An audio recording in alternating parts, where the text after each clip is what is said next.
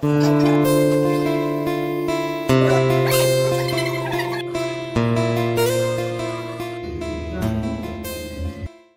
Hello guys, welcome back to my channel. আবার একটা নতুন ব্লগে তোমাদের সবাইকে স্বাগত।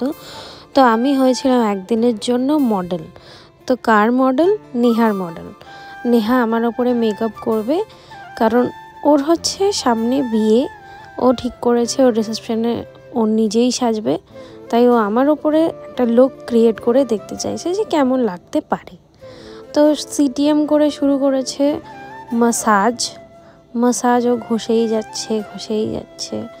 অ্যাকচুয়ালি আমার না ফেসটা খুব ড্রাই ছিল, তার জন্যই আরও বেশি মাসাজটা কর। তো সেদিন স্যালনে তেমন কাজ ছিল না, তাই আরও সেদিনকেই ঠিক করেছিলাম যে না, আজকেই তুমি করো, তাহলে সুবিধে হবে।